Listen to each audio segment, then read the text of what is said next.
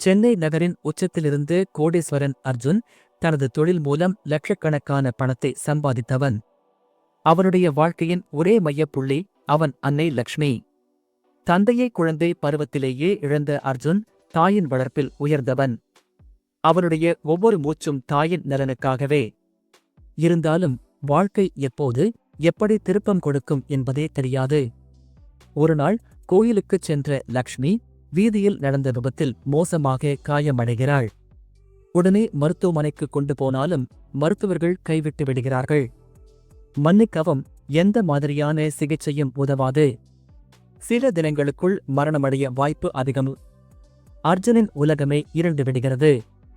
கோடிக்கணக்கான பணம் இருந்தும் அவன் தாயை காப்பாற்ற முடியாத அவல நிலைமை. இந்நிலையில் ஒரு மர்மமான சந்நியாசி அவனை அணுகுகிறார். உன் தாய்க்கு உயிர் திரும்ப வேண்டும் என்றால் நீ 48 நாட்கள் பிச்சைக்காரனாக வாழ வேண்டும். எந்தவிதமான செல்வச் சின்னங்களும் இல்லாமல் உணவிற்காக பிச்சை எடுத்து உண்மையான ஏழையின் வாழ்க்கையை அனுபவிக்க வேண்டும். இது அர்ஜுனுக்கு நம்பிக்கை இல்லை. ஆனால் மற்ற எந்த வழியும் இல்லாததால் தாய்க்காக இந்த முடிவை எடுக்கிறான். அவன் கோடீஸ்வரனாக இருந்த வாழ்க்கையை விட்டுவிட்டு தெருவில் பிச்சைக்காரனாக நிற்கிறான். சென்னையின் வெயிலில், மழையில், குளிரில் ஒரு சாதாரண பிச்சைக்காரனாக திரியும் நிலைக்கு வந்தான். உணவிற்காக பிச்சை எடுத்தான். பழைய அழுக்கு உடைகளை அணிந்தான். வழிப்போக்கர்கள் அவனை வெறுத்து பார்த்தார்கள். போலீசார் அவனை அடித்தனர், விரட்டினர். தெருவில் தூங்கும் நிலைக்கு வந்தான். முதலில் அவனுக்கு இது கடுமையான சோதனை. ஒரு நாள் கூட சகிக்க முடியாத நிலை. ஆனால் அவனுக்கு பசியின் வலி, ஏழைகளின் யதார்த்தம் புரிய ஆரம்பித்தது. இதே நேரத்தில் அவனுக்கு தெருவில் சில நல்ல பிச்சைக்காரர்கள் தோழர்களாக கிடைத்தனர். ஒருநாள் அர்ஜுன் உண்மை மொத்தத்தையும் புரிந்து கொள்கிறான்.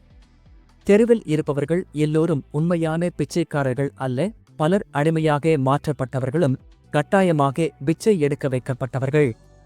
மணி செட்டியார் என்கிற ஒரு ஆட்சி செய்யும் பயங்கர கோடீஸ்வரன் பிச்சைக்காரர்களை அடிமைப்படுத்தி பிச்சை எடுக்க வைப்பதை காண்கிறான்.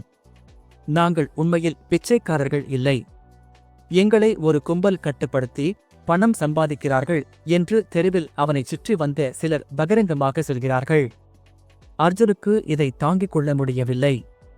அவன்தான் அனுபவித்து 48 நாட்களே தாங்க முடியவில்லை என்றால் இதில் மாட்டிக்கொண்டவர்கள் வாழ்நாளெல்லாம் இதை அனுபவிக்க வேண்டுமா? அவன் இந்த மாஃபியாவை முடிக்க வேண்டுமென்று முடிவெடுக்கிறான்.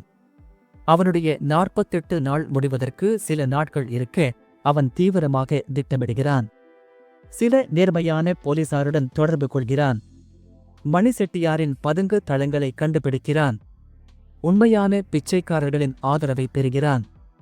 இறுதியாக கிடைத்த ஒரு வாய்ப்பில் அவனே நேரடியாக மாஃபியாவை முறியடிக்கிறான். கடந்த 48 நாட்களில் அவனுக்குள் ஒரு மாற்றம் வந்தது. அவன் ஒரு கோடீஸ்வரனாக இருந்தாலும் இப்பொழுது அவனுக்கு பணத்தின் அர்த்தம் வேறுபட்டது. 48வது நாள் முடிந்ததும் அவனுடைய தாய் விழித்தாள். மருத்துவர்கள் அதிர்ச்சி அடைந்தனர். ஆனால் அர்ஜுனுக்கு அது ஆச்சரியமில்லை. அவன் இதற்காகவே போராடியவன். அவன் வீடு திரும்பும்போது பிச்சைக்காரர்களுக்காக ஒரு புதிய வாழ்க்கை அளிக்க வேண்டிய கடமை உண்டு என்பதை உணர்ந்தான். அவன் ஒரு புதிய அறக்கட்டளை தொடங்கினான். நான் மீண்டும் கோடீஸ்வரன்தான். ஆனால் இந்த முறை என் பணத்தால் ஏழைகளை உயர்த்த வேண்டும். ஒரு மனிதன் வாழ்க்கையில் உண்மையைக் காண சில சமயங்களில் அனைத்தையும் இழக்க நேரிடும். அர்ஜுனுக்கு அது நடந்தது. அவன் பணக்காரன், பிச்சைக்காரன் ஆனான். ஆனால் இறுதியில் மக்களின் நம்பிக்கையை மீட்டு தந்த மனிதனாக மாறினான். இது வெறும் கதை அல்ல, நிஜ வாழ்வில் பலரின் உண்மை.